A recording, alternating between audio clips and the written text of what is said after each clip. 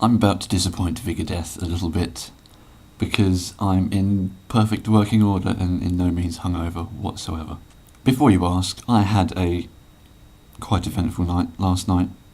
After a day spent in the labs doing loads of assignment work and whatnot, we all just decided, let's have a barbecue, and of course a drink was involved. It didn't really go to plan.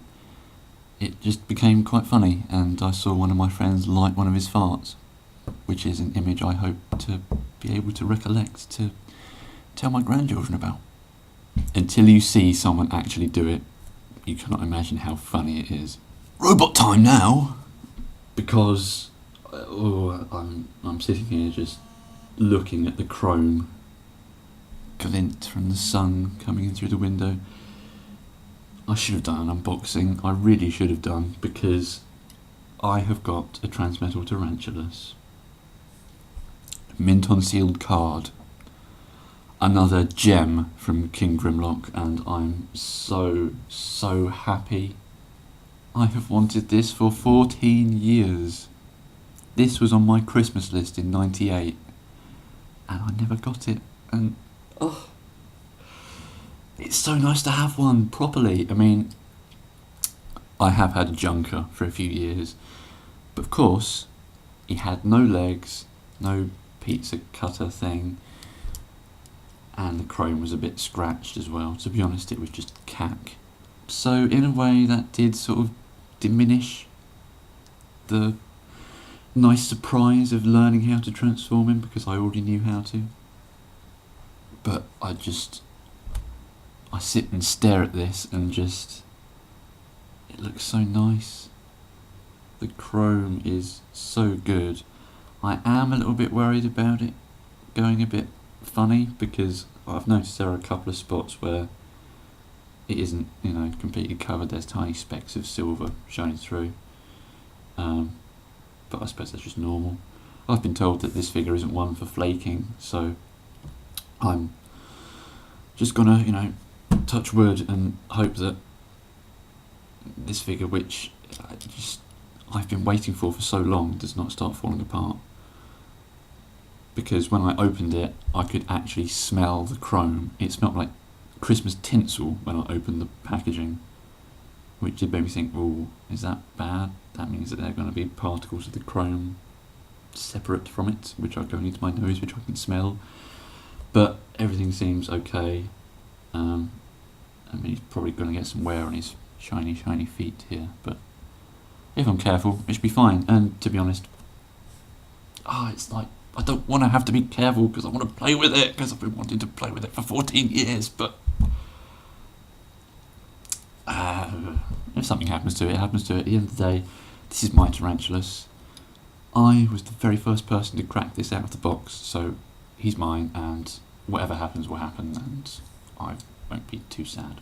So, lovely shiny plastic aside, I think it's time to get on to some publications, because I don't know, I'm not going to say monthly, it's never monthly, I don't know, about every 6 weeks I end up getting sent a sort of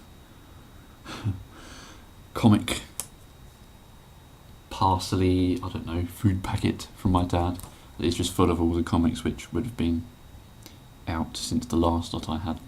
So I got More Than Meets the Eye number 3, which continues the excellent storytelling.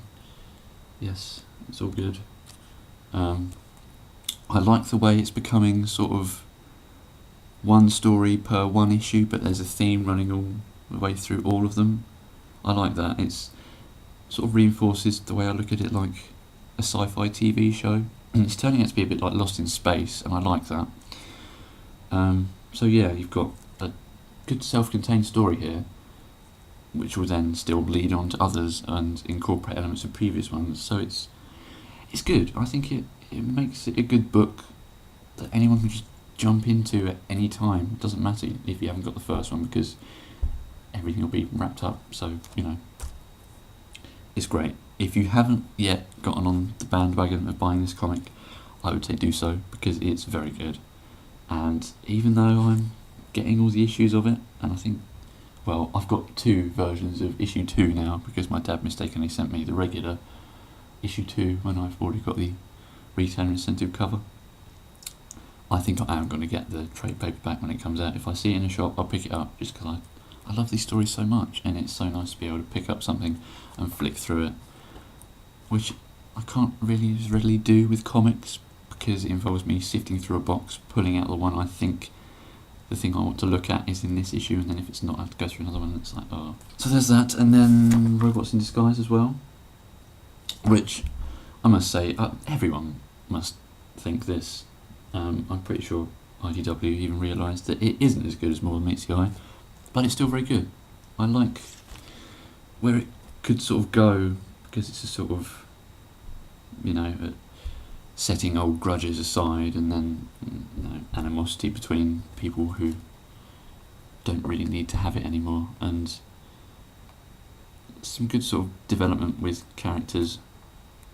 Bumblebee is just a little turd, and Prowl is going a bit nuts, and Starscream's actually turning out to be the good guy.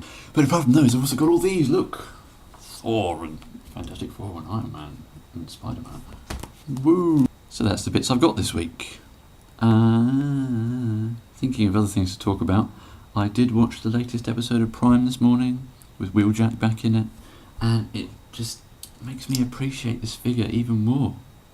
It's like, after watching it again, I realise how well this captures his character model, how well it captures his proportions. He does have tail lights on the backs of his arms like this, but they're not actually shaped like that. It was all little things. I was just watching it and looking, thinking, oh yeah, it's like that on the toy. Even though I've noticed that he does actually have the green bits on his legs, which are like on the side here. So the front of the card does literally just split in half for his legs on the show, and it's a bit more elaborate with the figure. So one glaring thing to mention though is obviously he just needs an Autobot symbol right here, and I think I've realised that none of the deluxe Prime figures, the revealers, have them.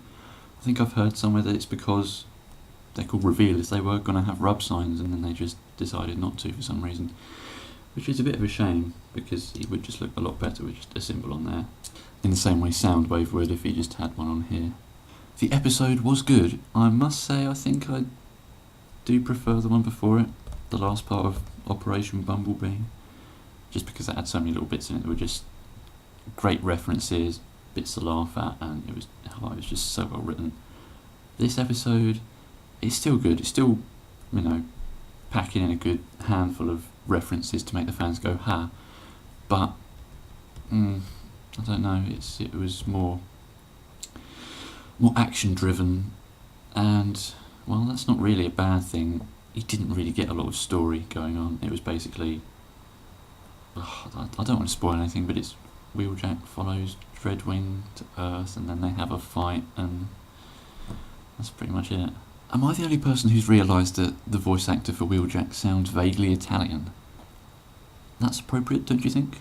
And of course Dreadwing was voiced by the guy who did The Fallen in Revenge of the Fallen. And there were little twangs of the voice he put on for that coming through, but then I suppose that's probably because that's how he speaks anyway. Overall, while Dreadwing was just like a repaint of Skyquake, he did come out as, I think, still quite a good character, because they used the whole fact that he is just a repaint. I mean, I think they even mentioned that in the episode, to just sort of give him a little bit of backstory, and which is odd, really. And it turns out he's a Seeker, and that there was a Seeker Armada. Whenever anyone uses the word Armada in anything Transformers, I just go, please, someone put more Armada references into Prime. I want to see it demolish. So I think that's pretty much all there is to say this week. One thing I might mention though is I have had to give Prime another coat on his chest.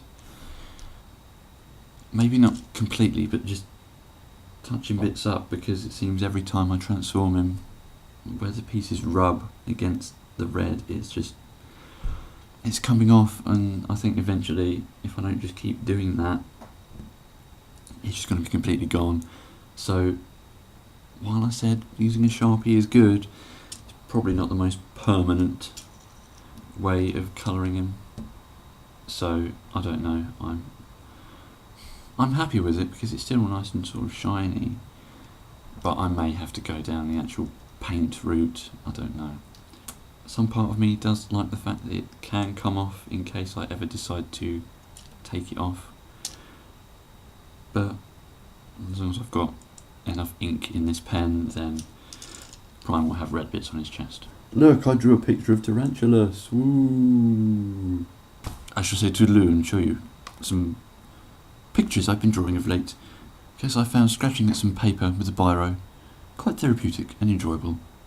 And I think I may be developing a little bit of a style in a very sort of sketchy way.